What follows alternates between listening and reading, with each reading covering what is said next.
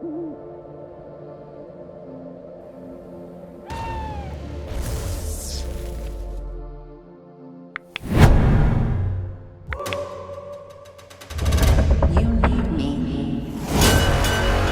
really need you to help me.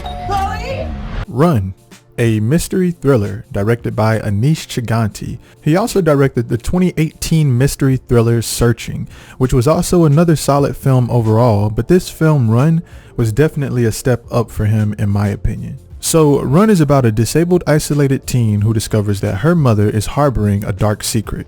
So Run followed a very structured, predictable format throughout the whole film. And you know what? It works. It works well in my opinion. And honestly, Sarah Paulson reminded me a lot of Kathy Bates from Misery a lot throughout this film. What part do you think I'm about to eat? Basically, a snake don't have parts. But, if I had to call it anything, I would say it's his knee. Oh shit, wrong film. You've been out of your room. No, I haven't. Paul, my little ceramic penguin in the study always faces due south. I don't know what you're talking about. Ceramic penguin. Is this what you're looking for? That's what I meant to do. And like I said, definitely a great performance from Sarah Paulson throughout this film. And along with Kira Allen's performance, who brought a few amazing facts to the table for this film, which is first, she's actually wheelchair bound in real life, which means all of her scenes where she's, dragging herself and, moving around and struggling and all of that, all of those scenes were truly authentic and probably more than likely quite physically intensive. So that was really cool that she was able to use that, and they didn't cast someone and try to create something else. Like, they used her real disability within the film, which is pretty cool. And second, this is actually her first feature-length film from what I was able to look up during my research, which is pretty impressive once you've seen the film and you see her performance. Now, I have to be honest, and I did mention this earlier, but this film was very predictable. And it's kind of weird to say this, but it was actually predictable in a good way. Plus, not to be toot my own horn here, but I've come to find out over the years that I'm pretty good at being able to predict characters' actions in films. For some reason, I have no clue why. I've just been very good at it. It's probably because I've seen a lot of films, but it's just something I've always had a knack for. And this also goes for story arcs as well. And it's probably that way because I'm always usually able to predict the most logical course of action.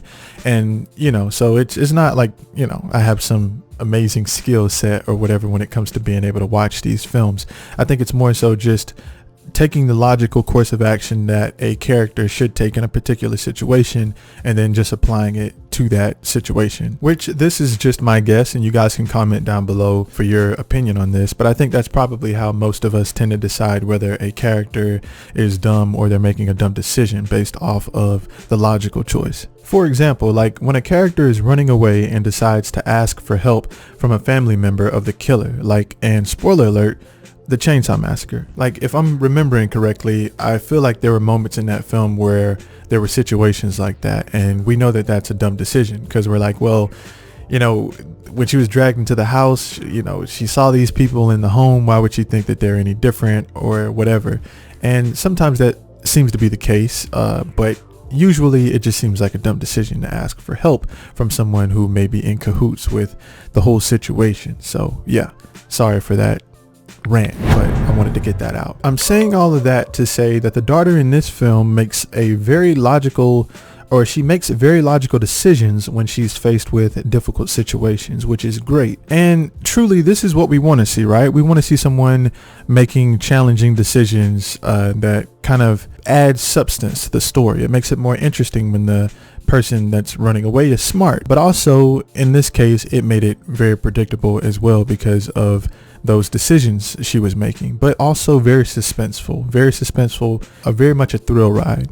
And although Run plays it safe though, it doesn't try to reinvent the wheel, or rather break the mold from other suspenseful films that may fall under a similar category. If you're okay with a film doing what's been done several times but still doing it quite well, then Run is definitely the type of film that you may want to check out. So I'm giving Run an 8.5 out of 10. It's a solid film that follows a well-known blueprint to a T, but it doesn't take risk, and it's a careful film in that regard, but it also has amazing performances from Sarah and Kira, which it's able to take a film that, although it still has a very familiar blueprint, it's still able to stand out because of those amazing performances. So Run is available on Hulu, and I would suggest checking it out if you're looking for a very satisfying, suspenseful film. Not amazing, but satisfying. And there you have it. Feel free to leave a comment down below on your thoughts on Run if you've seen the film. Also, thank you for watching, and if you enjoyed the content, please like and subscribe.